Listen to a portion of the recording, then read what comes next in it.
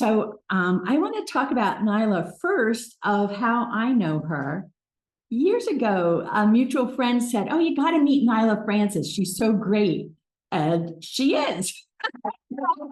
And I friended her on Facebook, you guys, and every photo of her, she is beaming so much light and love. Like that, you embody that so beautifully. I really honor you for that. Yeah, she's just an amazing being. So I need some help with the other parts that I'm not as familiar with. So let me just, okay. She's a certified grief coach and she's a death midwife. She's an ordained interfaith minister, and she's a writer and poet. She founded This Hallowed Wilderness, which helps people transform their relationship to grief and loss through one-on-one coaching, workshops, rituals, and ceremonies. And she's been doing a lot of them. Her work is often informed by her love of poetry, nature, and community. She's also the co-host of Breathing Wind, a podcast about journeying through loss. And she's the founder of Salt Trails, which is a Philadelphia collective normalizing grief through community rituals. So don't you want to know more? Yeah. So let's give a warm circle. Welcome to Naila.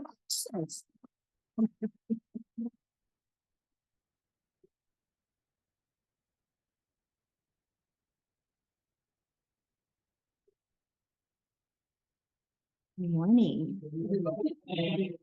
It is a joy and an honor to be here with all of you, talking about making home for grief. So I'm just going to dive right in. It is Saturday night, and I am standing under the spruce in my courtyard, a tree I like to refer to as my tree. A towering beauty whose cone of branches has created a haven I can slip into where I can linger out of sight beneath her boughs. Here, I meditate. I bury the dead birds I sometimes find in the parking lot. I make offerings and mandalas, and I come simply to rest my hand on the sap-soaked bark and feel my connection to this magnificent being. There is no doubt in my mind that we share a relationship. And that night, as I fall to my knees amid the roots, tears streaming down my cheeks, I am flooded by the awareness of that bond. I have just ended a romantic relationship. We sat under this tree in our final moments, hugged here one last time. And before he left, he paused facing the great trunk, somber and reverent, as if in his own acknowledgement of this spruce's sanctuary. Now I am alone with the flowers I have laid on the ground as an offering, weeping with a heartbreak I didn't expect to feel. And as I cry, my hands pressed blindly against the rough bark, I feel held as only nature can hold me. What I feel emanating from this tree that I visit and speak to and marvel at and offer my gratitude to again and again is love. And despite the ache tearing through me, there is so much salve in what I am given. And this is the language that I know, the practices I embrace instinctively, trusting my body, my heart, my spirit to turn to what it needs. Grief has taught me this. The long, arduous, uncertain, and beautiful journey of it. When sorrow comes to me, I drop in, make room, and let it have its way. But in a culture where grief is more often an unwelcome guest, disparaged, denied, feared, misunderstood, this is not the natural response. Many people I know, and most of the people I encounter in my work, at least initially, are busy running from their grief, burying themselves in their jobs, numbing their feelings, pouring all of their energy into caring for others, pretending they're okay, doing any and everything they can to find an escape, to act as if this immense presence is not moving through their lives. Some have no choice as they are too busy surviving to even know they're grieving or acknowledge the sorrow they walk with. My invitation as a grief coach and a death midwife is to very gently encourage these individuals to face their losses, to create space for the ache they carry and grief's myriad manifestations and emotions in their bodies, their psyches, the way they relate to others and to the world. I sit with them and guide them as they try to make sense of this profoundly human experience that nonetheless feels deeply foreign and wild because grief tends to be pathologized in this culture. If we're not being made to feel like we're wrong or broken for grieving, then we're being sold a story of how we can triumph over grief by pushing our way to the other side.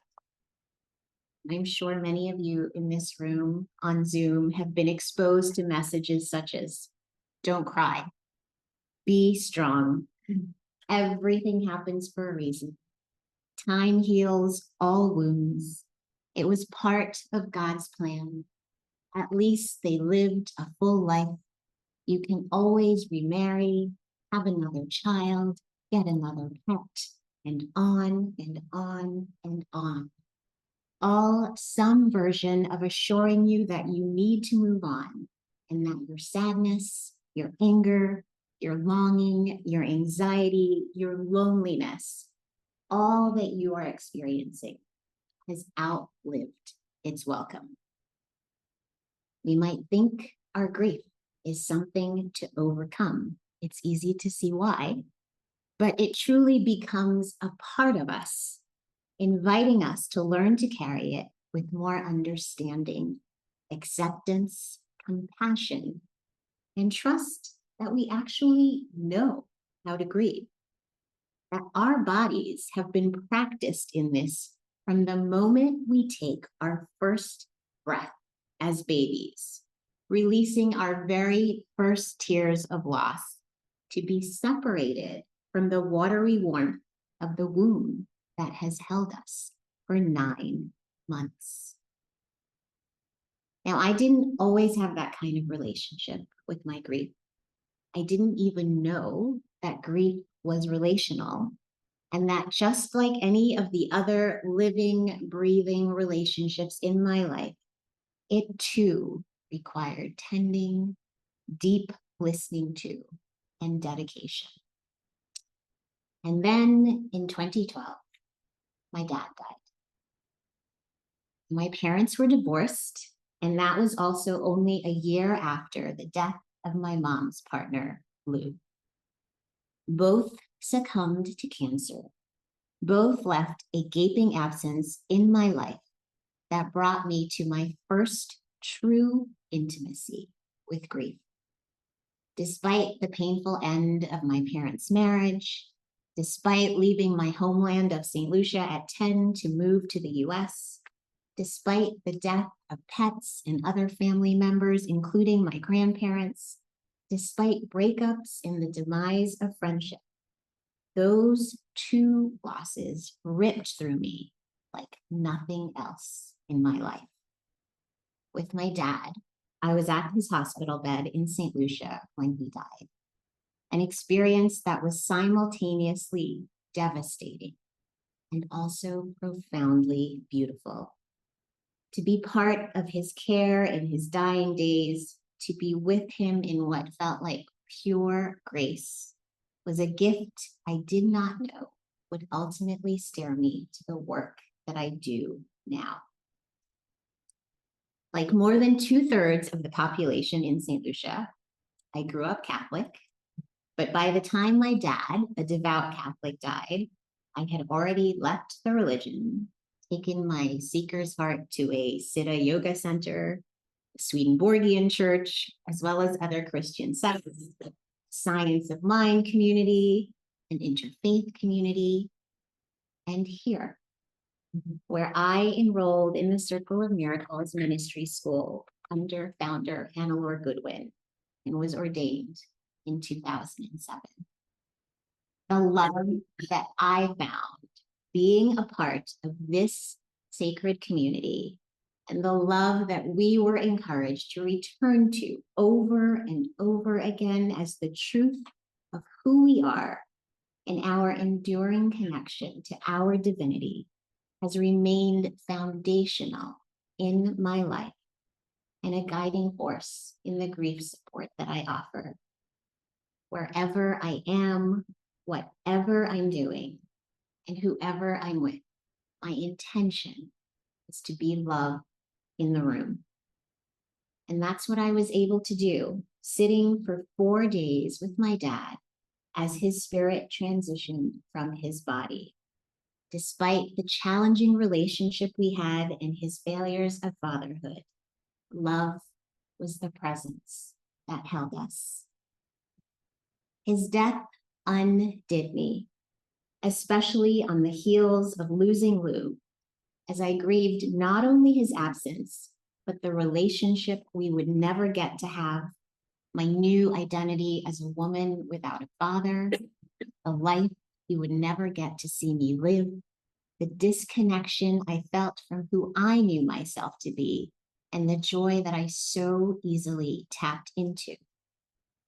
But his death also awakened me to a deeper authenticity as I allowed grief to be my faithful companion. Instead of turning away from it, I tended it through therapy and energy healing work, walks in the woods, reading and writing poetry, leaning into the warmth of friends, and allowing myself to be vulnerable.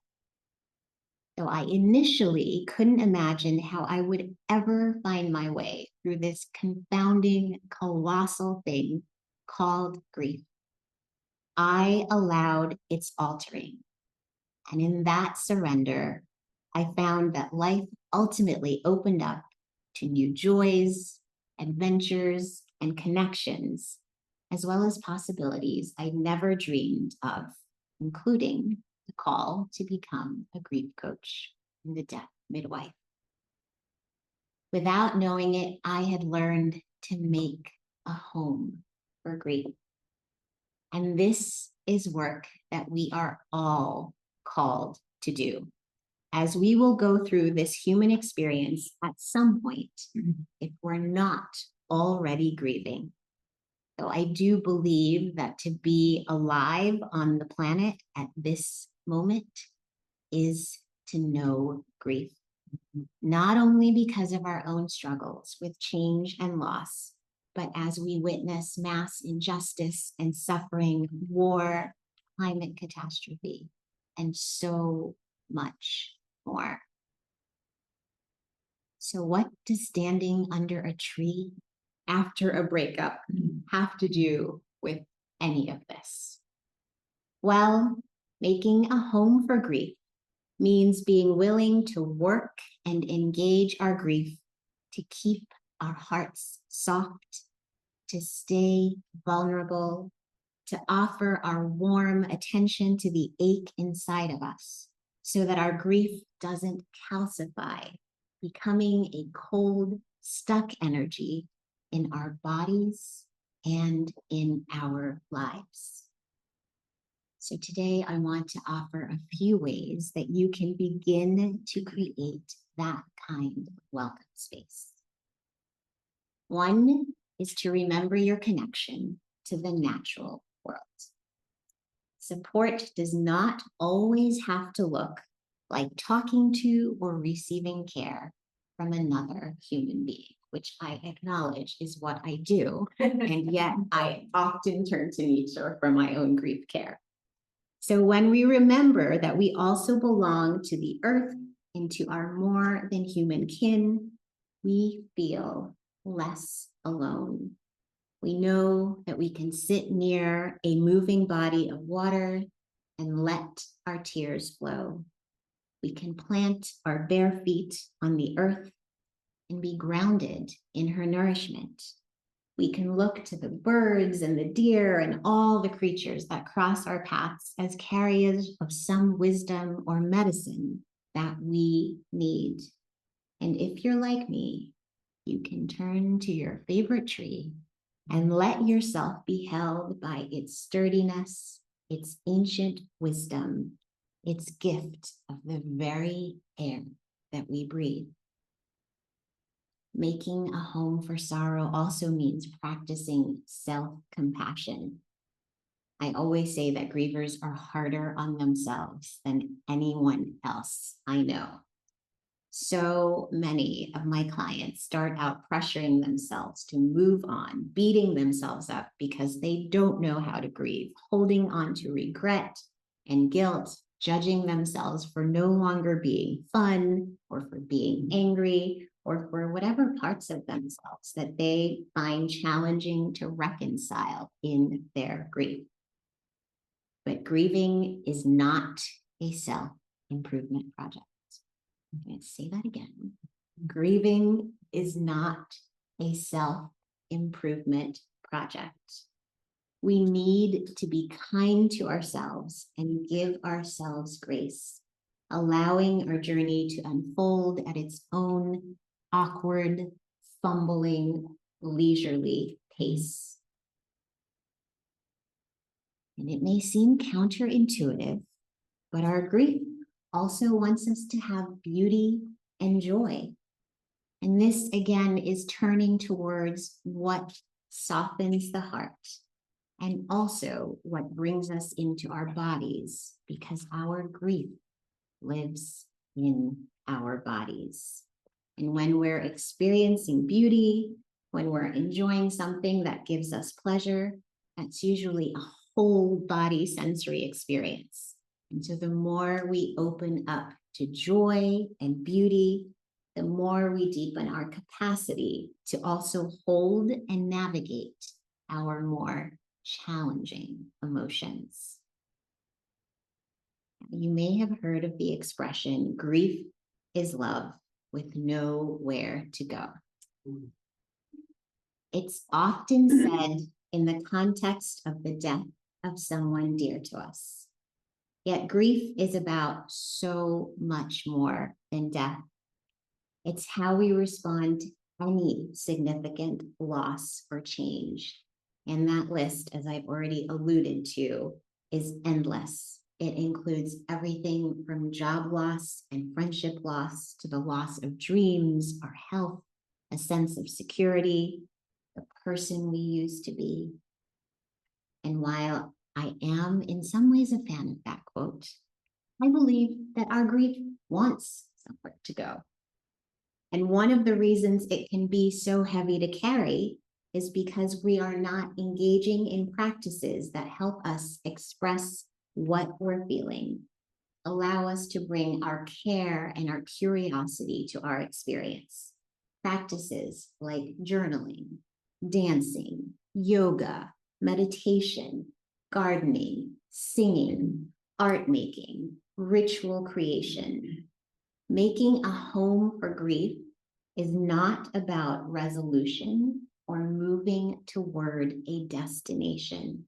It's about becoming more spacious to hold what we constantly carry without feeling like we're drowning or upsizing. So we're making more space in our bodies, we're making more space in our lives, which is why often in my grief coaching sessions and workshops, I'll include meditation and embodiment practices, poetry and journaling prompts, and ritual invitations, all to help people connect to their grief, to find some release, some insight, some grounding, some new way to metabolize this dense, heavy energy that's stuck inside of them. And that's also the work that I do with Salt Trails, the collective that I co-founded in 2021 to offer community grief rituals. With every experience we create, the idea is to help people move into their grief through ritual and other practices, and then out of it, feeling lighter and hopefully more resourced than when they arrived. I hear so often from people, they're afraid that if they turn toward their grief, they will never come back. Yet the opposite is true. If we don't find a way to meet and honor our grief, we're less likely to fully engage in life, to be present in our relationships, and to be connected to a sense of vitality and meaning. We don't come back if we don't turn toward our grief. I think of one client who came to me after experiencing the death of two loved ones. She was admittedly lost and feeling completely paralyzed by her grief. She no longer trusted herself, and she'd also lost her trust in life, as well as her capacity for joy. But by the end of our time together, because she had permission to grieve at her own pace and to grow and change alongside her grief, she began to believe in herself again, to feel hopeful and optimistic about her future. She began, in her own words to me, to come back to life. Yet she also admitted she didn't want to close herself off from the hurting, sorrowing parts of herself because she knew her grief would always be with her. It wasn't her whole story, but it still feels essential to her identity. And that to me is grief's ultimate invitation to not only let life in, but to let it touch us.